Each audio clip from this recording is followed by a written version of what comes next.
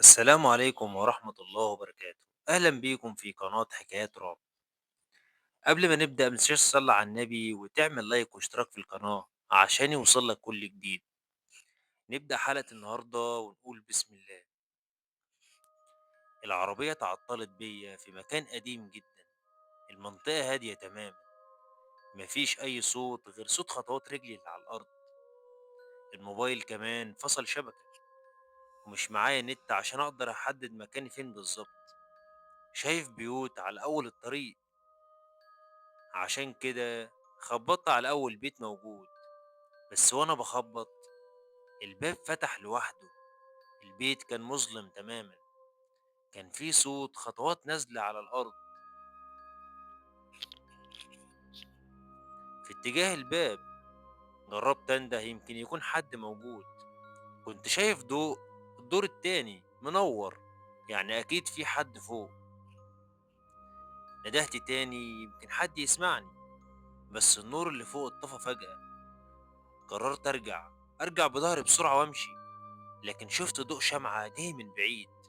كان راجل عجوز، شعره طويل ودقن وشارب أبيض.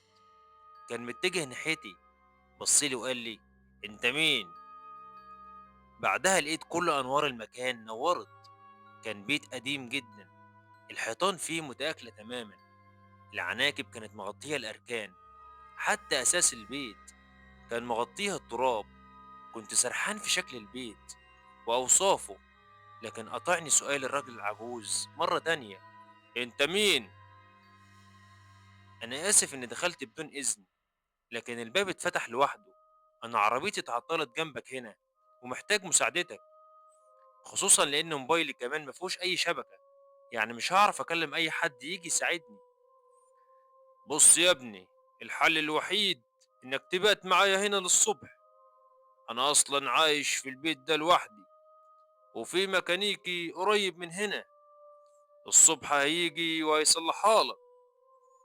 كمان مفاضلش وقت كتير على النهار ما يطلع، احنا بقينا في نص الليل. ما كانش قدامي حل تاني غير إني أوافق وأقعد معاه للصبح لحد ما النهار يطلع، وأروح للميكانيكي يصلح لي العربية. طلعت معاه الدور التاني، فتح لي غرفة كان فيها سرير ودولاب وكرسي وترابيزة. كان موجود على الترابيزة كتاب شكله قديم جدا ومتهالك، مكتوب بخط الإيد إنه بتاع الراجل العجوز. فكرت أقعد وأقرأ للصبح. كان فيه كلام غريب مكتوب بطريقة غريبة وسط الكلام العادي. وبداية الكلام كانت: في البداية أنا راجل عجوز غبي، اختار الوحدة بإيده وقتل زوجته وابنه عشان يعيش وحيد. كان فاكر إنه كده هيعرف يعيش، لكن اللي اكتشفه بعدها إنه مات معاهم. الجسد موجود لكن الروح مش موجودة.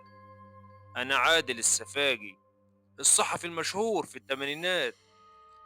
كان عندي شغف دايما لكل ما هو خفي وله علاقة بالعالم الآخر، عالم الجن والأشباح. كانت حياتي مليانة مغامرات وألغاز كتيرة جدا. فضولي دفعني في يوم إن أحضر جن يتسخر لخدمتي.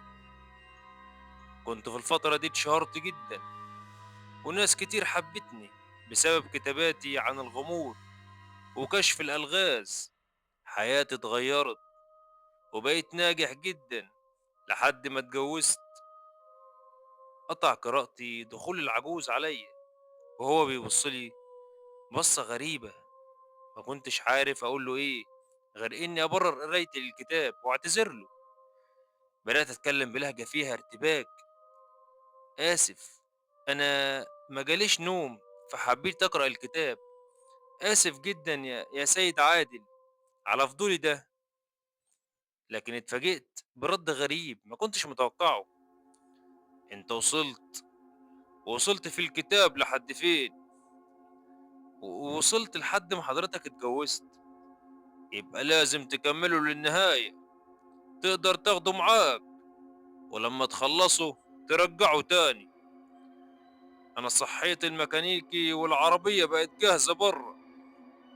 سلمت عليه وشكرته جدا على الضيافة وعلى اللي عمله معايا، وكمان إنه اداني الكتاب معايا. لما روحت ما قدرتش أصبر وفتحت الكتاب وكملت قراءة، لأني كنت حاسس برهبة كبيرة. إزاي واحد هيقتل مراته وابنه؟ وعشان كده لازم أكمل. وكان ملخص اللي قرأته عن كالآتي: كنت بقدر أصاحب أي قرين في الدنيا وأطلب منه أي حاجة وتستجاب. يعني كان ممكن أحكم العالم كله وأنا قاعد مكاني، لكن خفت وكان لازم أبطل، خصوصا لما مراتي عرفت بعد ما ولدت وقررت تهرب بالطفل. لقيتني بقول لها أنا عايز أتغير، عايز مساعدتك، ساعديني عشان أقدر أطردهم. في اللحظة دي حسيت إني متكتف، جسمي كان مشلول، مش عارف أتحرك ولا أتكلم. شفتهم كلهم قدامي وهم غضبانين من كلامي، قربوا من مراتي وابني وخنقوهم لحد ما ماتوا قدام عيني وما قدرتش أحميهم أو أساعدهم. بعدها سمعتهم بيقولوا جملة واحدة: قتلنا اللي كانوا هيبقى السبب في إنك تخسر كل حاجة، ارجع لعقلك ومكانك تاني.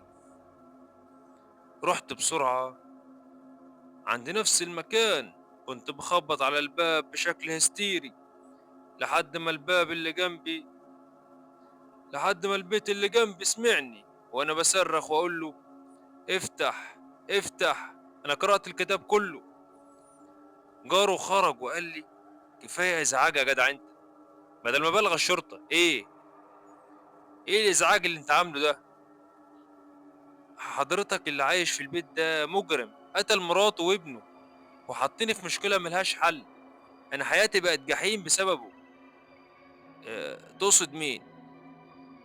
قلت له: أستاذ عادل، الراجل العجوز اللي موجود هنا. بص لي بصة غريبة جدا وقال لي بلهجة سخرية: أستاذ عادل اللي مات من 10 سنين عمل لك مشكلة ده إزاي بقى؟ 10 سنين إيه؟ أنا كنت هنا معاه امبارح. لا لا، أستاذ عادل مات من 10 سنين، مات بسبب حزنه على مراته وابنه اللي ماتوا في يوم من الأيام، ماتوا في يوم واحد. الراجل ما كانش مصدقني، عشان كده بكتب لكم انتوا اللي حصل. كان مكتوب ايه اخر الصفحة في الكتاب: اتعذبت، اتعذبت كتير قوي منهم، حياتي كانت جحيم، عشان كده طلبت منهم يسيبوني في حالي، في المقابل اشوف شخص يكمل مكاني.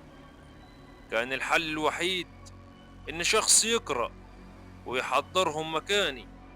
عشان كده فكرت إن أكتب قصتي في الكتاب ده، وبين السطور أكتب كلمات تقدر تحضرهم بيها، وتبقى هي المعاهدة بتاعتك معاهم، وبكده أنفذ رغبتهم ويسيبوني في حالي. بمجرد ما خلصت قراءة لقيتهم جنبي في كل مكان، حاسس إني فقدت عقلي. أنا بقيت مش عارف أخرج من البيت بسببهم. صوتهم في وداني دايما، أي مكان بروحه وبشوفهم جنبي.